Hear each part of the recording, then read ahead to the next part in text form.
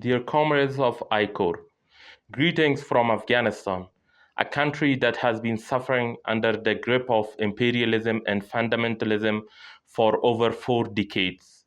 We extend our congratulations to the comrades of ICOR for organizing the conference, Lenin's Teachings Are Alive, which brings together leftist and progressive forces from around the world.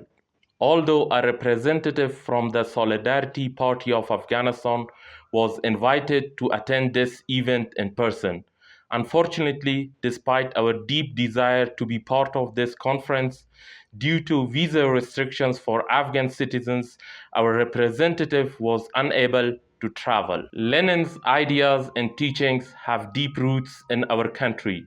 When Amanullah Khan, the progressive king of Afghanistan, assumed power in 1919, he aligned with the progressive youth and his government called for the independence from the British Empire.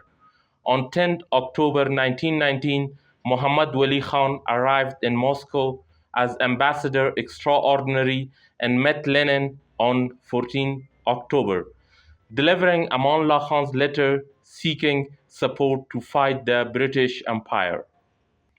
Lenin responded to Amanullah Khan's letter on 27 November 1919.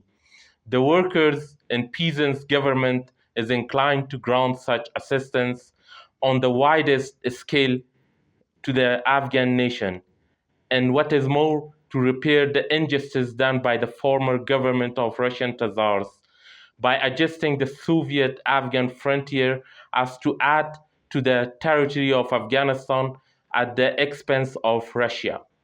Although the Soviet-Afghan relationship initially prospered, Amanullah Khan's government was eventually toppled due to the interference of British Empire and its own mistakes and shortcomings.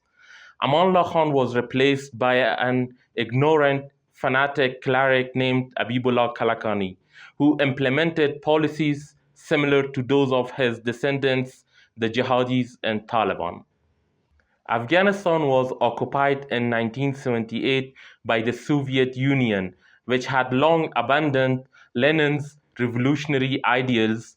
Ironically, the Soviet Union's puppet regime, the Khalqis and Parchemis, began arresting, imprisoning, torturing, and executing intellectuals, revolutionaries, teachers, students, peasants, and many others in the name of Leninism and socialism. Our people, armed with little more than their courage, stood against the Soviet social imperialism. The Soviet occupation provided the US an opportunity to engage in a proxy war with the assistance of Saudi Arabia and Pakistan. The CIA, in collaboration with Pakistan's ISI, helped foster some of the most extreme fundamentalist groups known as Ikhwanis. Fanatic figures such as Gulbuddin, Rabbani, Ahmad Shah Massoud, Sayaf, Yunus Khalis, and Jalaluddin Haqqani emerged from these efforts. In addition to the atrocities committed by the Khalqi and Parchemi factions, CIA propaganda equated Leninism, socialism, and communism with violence, bombings, imprisonment, and cruelty, spending millions of dollars on this disinformation. The Ikhwani fundamentalists and Khalqi Parchemi puppets competed in imprisoning, torturing, and executing Marxist-Leninists, targeting prominent figures such as Akram Yari, Said al-Sukhandan, Dr. Faiz Ahmad, Siddiq Yari, Majid Kalakani, Qayyum Rahbar, Bashir Bahman, and others. The CIA anti-communist fervor reached such extremes that it funded the University of Nebraska to create textbooks for Afghan primary students in Pakistani refugee camps. These textbooks included maths problems such as, if there are 4 communists and a mujahid kills 3, how many communists are left? Language lessons contained a statement like, my brother has a gun, he is a hero because he kills communists. The Ikhwanis were so terrified of Lenin's ideas that they attempted to insult their opponents by calling them son of Lenin. Ultimately, the Soviet troops withdrew and their puppets regime collapsed, but Afghanistan was thrown from the frying pan into the fire. A civil war erupted among the jihadi factions, devastating the country with some of the worst atrocities committed by their gunmen, particularly in Kabul. When the CIA and ISI realized their jihadi minions were no longer useful, they brought out their next proxies, the Taliban. The events of 9/11, Osama bin Laden, Al Qaeda, and the Taliban provided the US and its allies with a pretext to occupy Afghanistan under the guise of promoting democracy, liberating women, and fighting terrorism.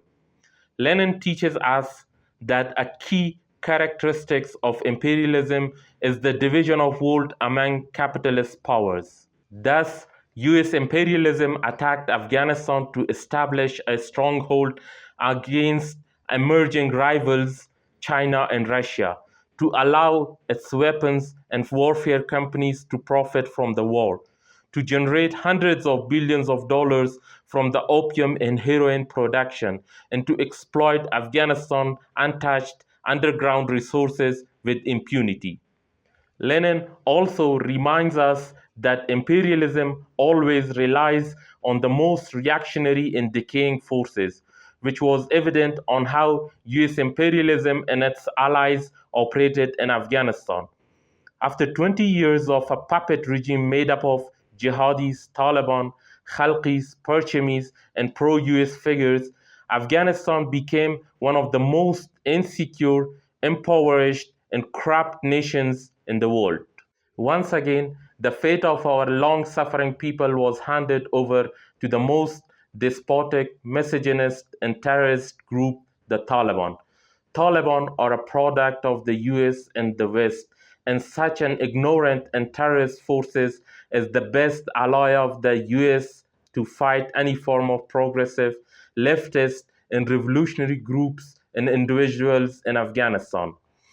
Today, after 3 years of Taliban rule, a continuation of the 20-year crime by the US, NATO occupiers, and their puppets, our people are shattered.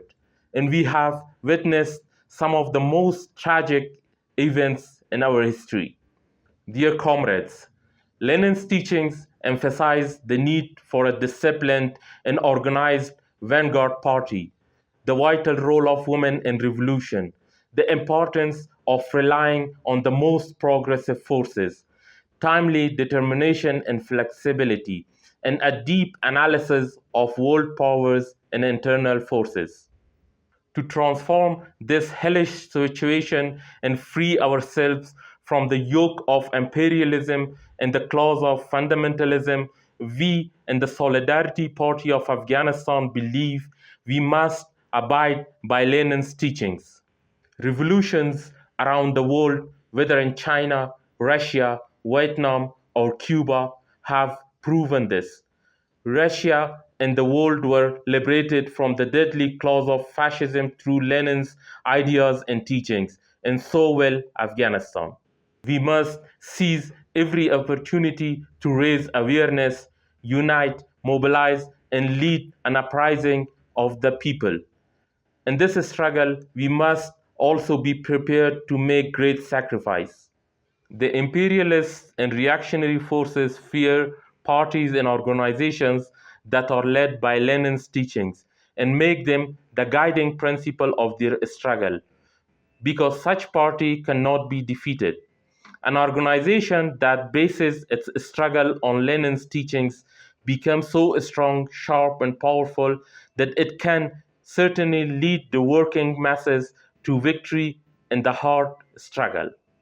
Although the imperialists declare Lenin's ideas to be buried through extensive propaganda, today its necessity and existence is more dynamic and alive than ever.